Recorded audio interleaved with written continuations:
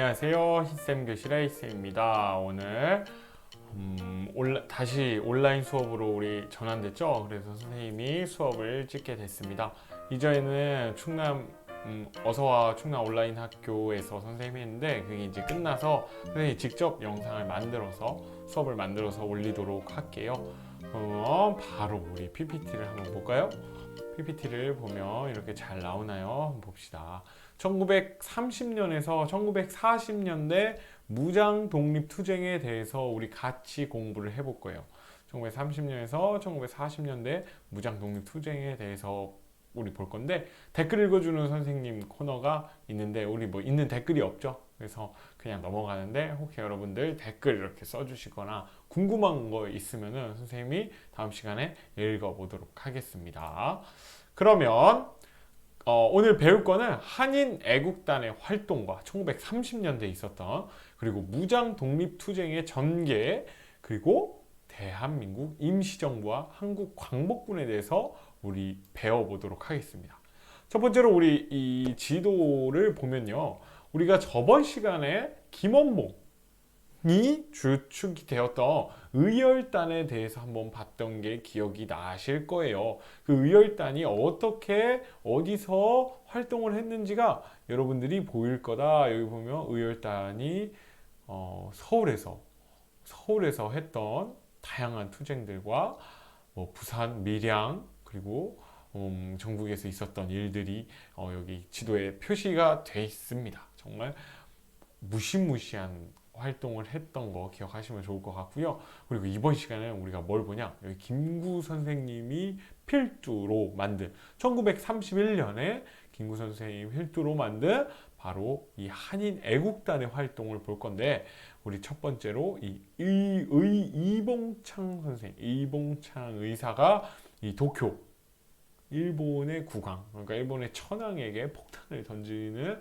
그런 사건이 있었고요. 그게 첫 번째 사건이고요. 그러고 나서 이 윤봉길 의사가 홍콩공원에서 폭탄을 던진 그 사건은 여러분들이 이미 잘 알고 있을 거라고 생각합니다.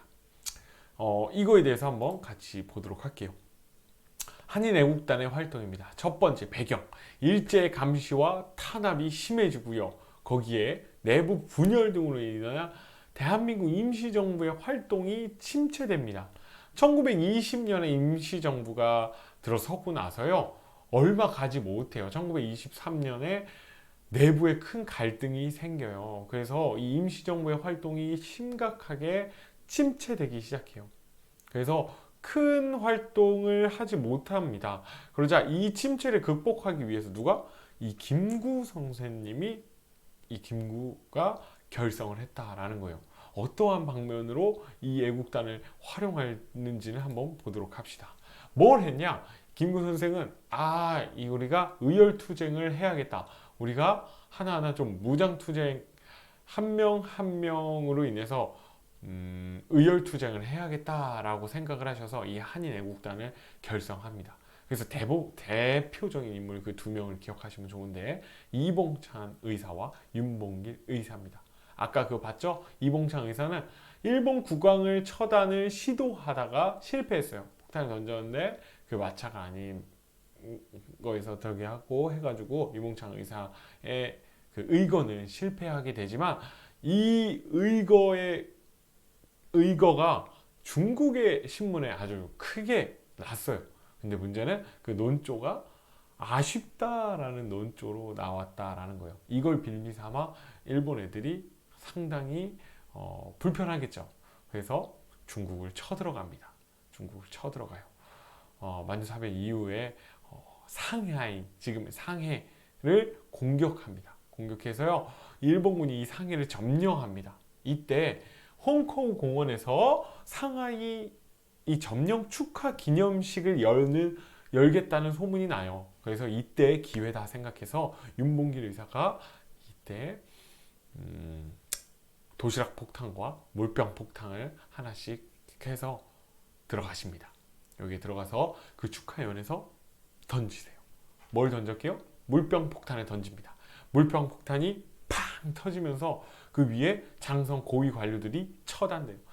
몇 명이 죽고요, 몇 명은 큰 부상을 입고 계속해서 장애를 갖고 살아가야 되고 몇 명은 작은 부상도 입었지만 어쨌든 여러 별들이 거기서 큰 별들이 지는 그런 사건이 벌어져요. 이 사건이 어마어마했어요. 그래서 중국 국민당 정부가 대한민국 임시정부를 지원하게 되기까지 합니다. 뭐 1억 중국인이 하지 못한 걸 단 한 명의 조선 청년이 했다라고 장제스가 이야기하면서 이 조선의 독립운동을 지원하게 됐다. 특히 이 대한민국 임시정부를 지원하게 됐다라고 보시면 좋을 것 같습니다. 이러한 사건이 상해를 기점으로 해서 일어났고요. 이제 볼 거는 우리 무장독립투쟁을 보려고 해요. 이 무장독립투쟁이 어디에서 일어나냐? 1930년대 무장독립투쟁은 저쪽 여러분들이 보는 것과 같이 만주지방에서 많이 일어났습니다. 우리가 1920년대 무장투쟁도 역시 만주에서 많이 일어났죠. 그 이유가 뭘까요? 네, 맞아요. 당연히 만주에 일본군이 많이 있었기 때문이겠죠. 일본군이 한반도에서 만주로 계속해서 넘어오려고 했고 1931년에 만주사변을 일으켜 아예 만주를 점령해 버립니다. 그리고 거기에 만주국을 세우죠. 괴뢰 정부를 하나 세워가지고요.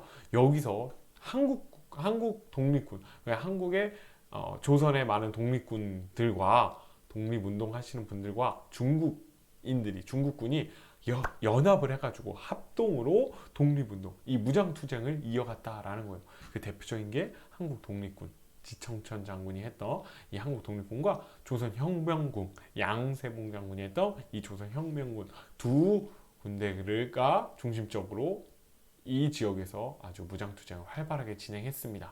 한번 보려고 하는데 1930년대 초 한국 독립군과 조선혁명군이 중국군과 연합하여 일본군에 대항했다. 나중에 고등학교 가면 뭐 어떤 장군이 하고 그 전투는 무엇이 있었는지까지 알지만 우리는 한 이 정도까지 알면 좋을 것 같아요.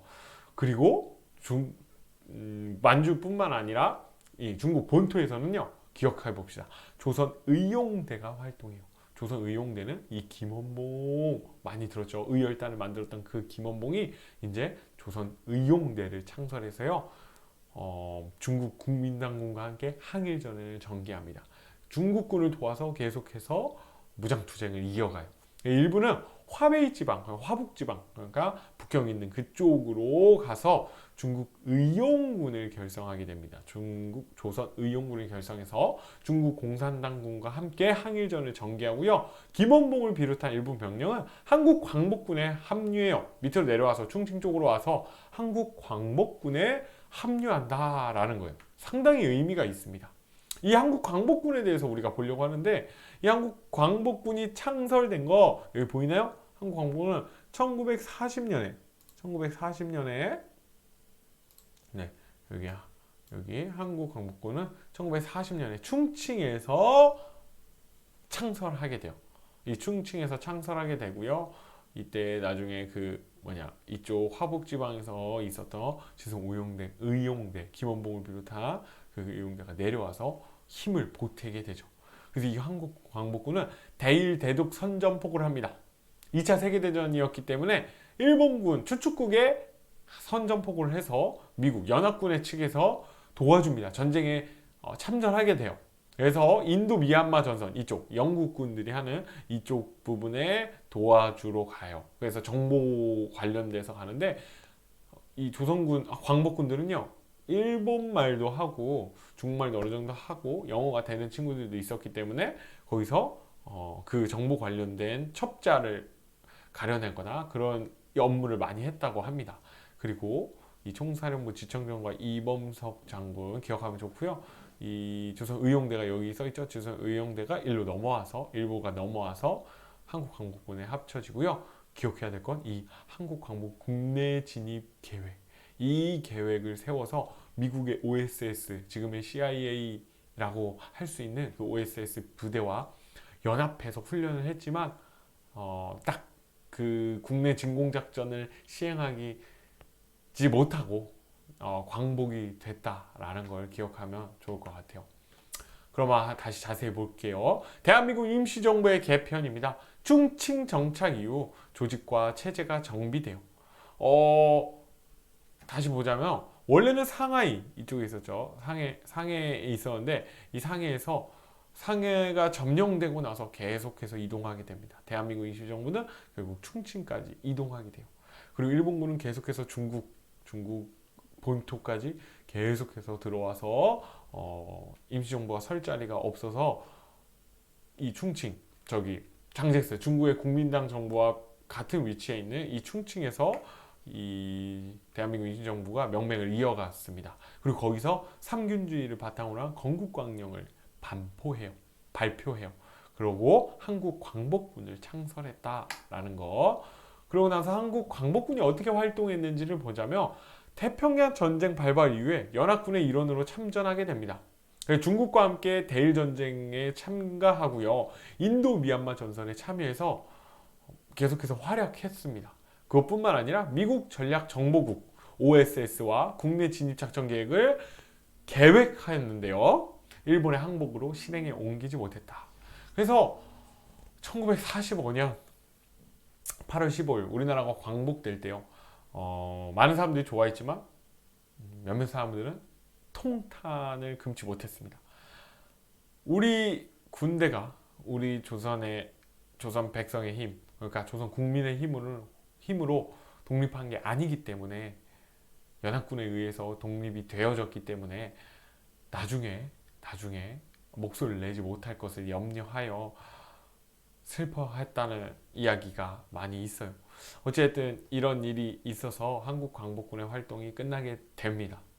이 한국광복군 여기 보이는 이 사진은 한국광복군 제2지대 대원과 미국 OSS 대원들입니다. 외국인 같죠? 미국 군들이 우리 한국군과 같이 훈련을 하면서 남한에 어떻게 침투할지에 대해서 같이 이야기를 하면서 훈련을 했을 거예요. 엄청나게 빡센 훈련을 했다고 합니다. 우리 두 나라의 힘 있는 합작이 실현되는 날 이 사진의 역사적 가치를 볼 수 있을 것이다 라고 글이 써져 있네요. 네, 힘 있는 합작이 실현되는 날, 그 날이 오지는 않았지만 그래도 이건 충분히 의미가 있습니다. 우리 조상들이 우리나라의 독립을 위해서 정말로 노력했다라는 거, 그것만으로도 가치가 충분히 있다라고 생각해요. 그리고 이거는 한국 광복군의 약자입니다.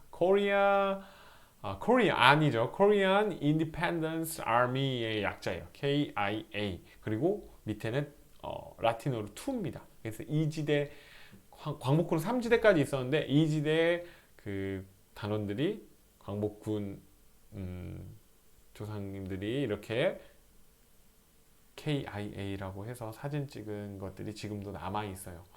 한국 광복군으로 들어가는 건 쉽지 않습니다. 충칭에서 있었다고 했잖아요. 조선에서 오신 분들도 있을 테고 중국에서 떠돌다가 광복을 위해, 그러니까 독립운동을 위해 들어가셨던 분도 있을 거고요. 그리고 일본군에 끌려갔다가 목숨을 건 탈출 끝에 광복군에 합류하신 분들도 있습니다. 특히 뭐 장준하 선생님이라든지 그런 분들이 유명한데, 일본군으로 징용돼서 끌려갔다가 또는 학도지원병으로 끌려가서 만주 훈련을 받고 만주에 배치를 받다가요, 목숨을 걸고 탈영을 하는 거예요. 그때 걸리면 진짜 죽습니다. 총살이에요. 그냥 죽는다라고 보면 돼요.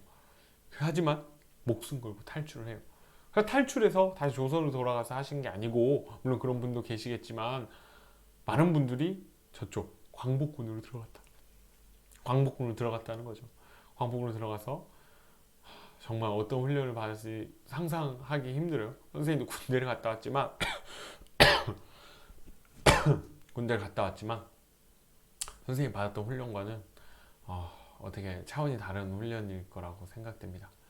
어쨌든 이러한 일들을 겪고요. 1945년에 우리나라는 광복하게 됩니다. 다음 시간에는 당시에 이제 문화에 대해서 조금 볼 거고요. 그러고 나면은 현대사로 들어갑니다. 온라인 수업의 2단원까지는 다 끝낼 거예요. 2단원까지 다 끝내고 나서 이제 여러분들은 1학기 기말고사는 2단원에서 보려고 해요. 우리 근현대사에서 개항기와 일제강점기 이 두 파트 공부를 열심히 했으면 좋겠고요. 우리 2학기 때는 현대사를 배우려고 합니다.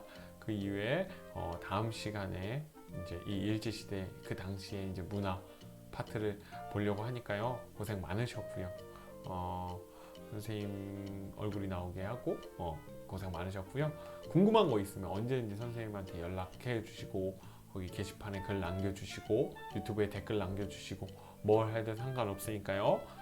선생님을 적극적으로 활용했으면 좋겠습니다. 그럼 고생하셨고요. 다음 시간에 만나요. 안녕.